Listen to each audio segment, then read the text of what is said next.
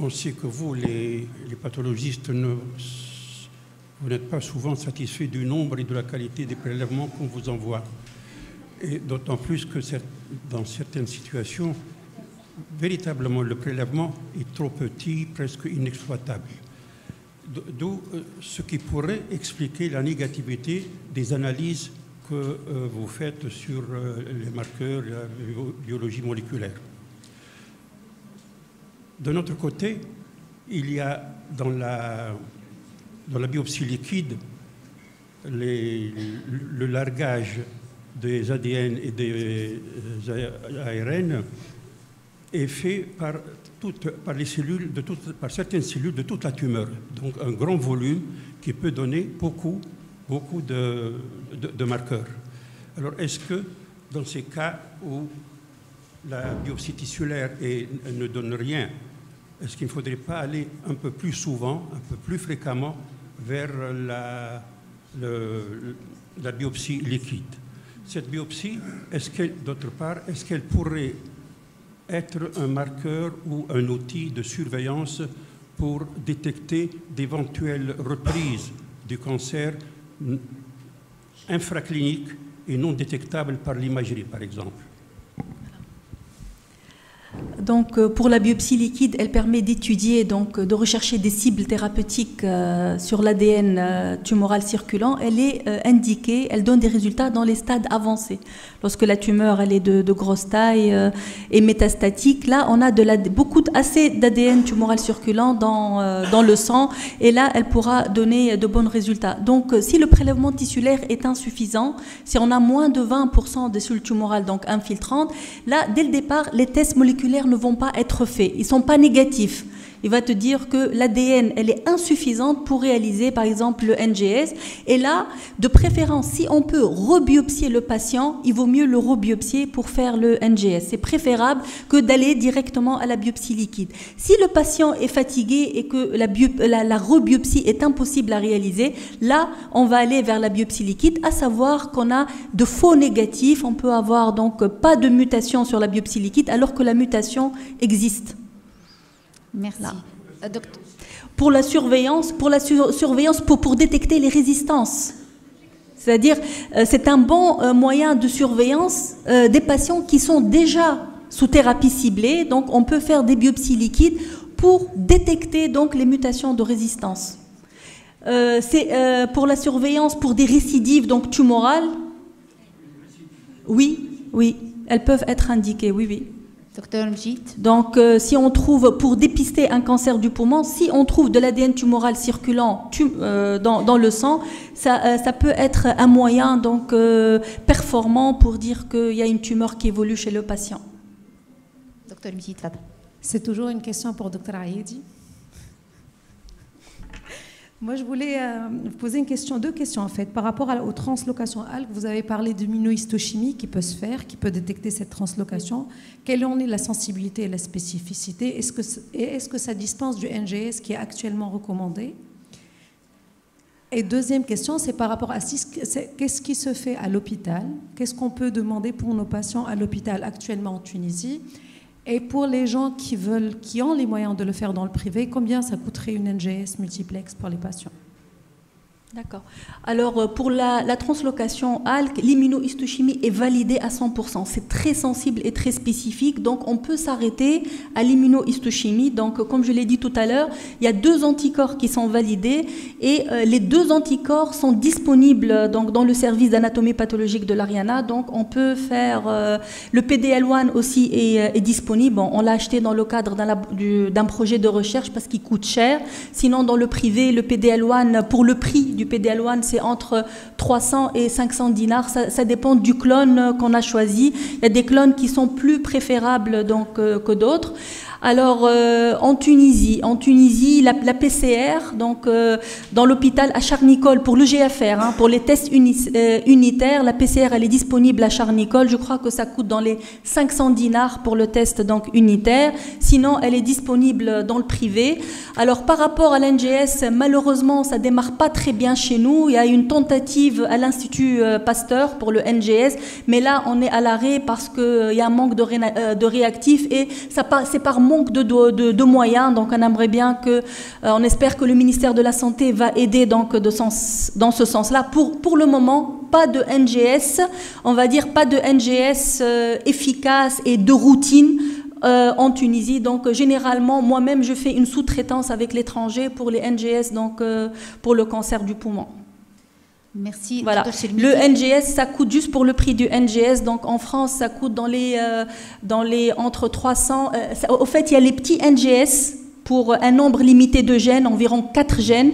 Et puis il y a des NGS plus longs, ça peut aller jusqu'à 19 gènes donc, et plus. Et le prix est variable aux alentours. Donc ça peut aller entre 1000 dinars et 3000 dinars. Ça dépend de la longueur donc, et du nombre de gènes qu'on veut étudier. Docteur Finish.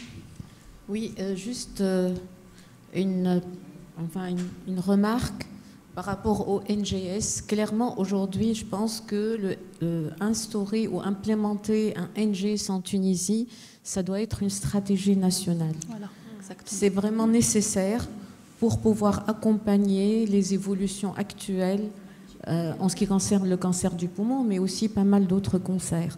Donc on a fait une tentative depuis maintenant plus d'1 an et demi avec l'Institut Pasteur où on a donc fait fonctionner la plateforme dans le cadre d'un projet de recherche qui est le Pré-Médina.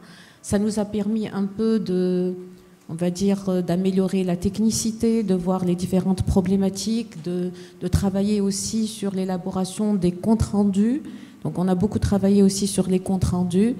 Et aujourd'hui, malheureusement, après plusieurs runs de NGS, le projet est à l'arrêt. On a sollicité notre ministère de tutelle pour pouvoir continuer à acheter les kits et refaire fonctionner le NGS, sachant que, par ailleurs, on va bientôt être limité dans les envois des prélèvements à l'étranger. Ça va être complètement interdit. Donc, il faut faire attention. Il faut absolument faire fonctionner les 2 plateformes qui sont aujourd'hui disponibles dans le public, celle de l'Institut Pasteur et celle de Charles-Nicolle. Et on a fait une réunion récemment, je pense que tout le monde est sensibilisé, y compris notre ministère de la Santé. Et j'espère qu'ils vont répondre très rapidement par la positive. Merci, Docteur Chermiti. Je pense que ça va être la dernière question. C'est pas une question, c'est une remarque toute simple. En fait, vous avez bien précisé que les mutations oncogéniques les plus importantes, à savoir GFR, ALK et ROS1, sont plus fréquentes chez les non-fumeurs. Cependant, actuellement, ils sont recommandés de les faire chez tous les CBMPC non épidermoïdes, parce qu'étant donné la proportion très importante des fumeurs, ne pas les faire chez les fumeurs, on pourrait passer à côté d'un malade. Oui. Il faut les faire. C'est juste pour préciser, parce qu'on pourrait passer à côté d'un malade sur 3 ou sur 2 qui ont des mutations alors qu'ils sont des fumeurs. Donc, il faut les demander chez tous les patients non épidermoïdes, fumeurs ou non. Docteur Louzir. Et dans le cas des carcinomes épidermoïdes non fumeurs, il faut les faire. C'est une question par rapport à la deuxième conférence. Alors, ce qu'on peut constater par rapport à la révision de la classification à cette 9e édition, en fait, ce qui est nouveau, on va dire du nouveau dans de l'ancien. Enfin, on s'attendait depuis la 7e édition de séparer les N2 en N2 unique et N2 multiples. Et on a même parlé à cette période-là aussi de l'extracapsulaire, le N1 extracapsulaire. Alors, est-ce que ça a été abordé? Est-ce que cette voie-là, pourquoi on ne la retrouve pas dans la classification actuelle? Donc, ils ont même proposé de la subdiviser en N1A, N1B par rapport à cette effraction capsulaire.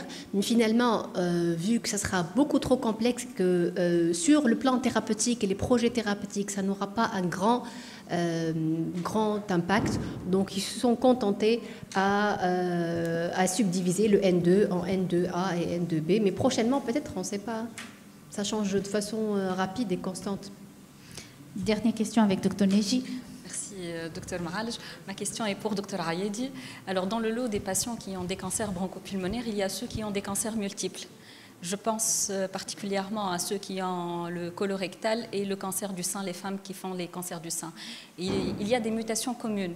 entre le colorectal, je pense au CARAS, et le sein, je pense au BRAF. Il y a une certaine hérédité entre le cancer du côlon et le cancer du sein. Il y a des mutations à rechercher dans ce cas-là. Est-ce qu'il y a des indications à la recherche ou est-ce qu'on est en train de le faire ou...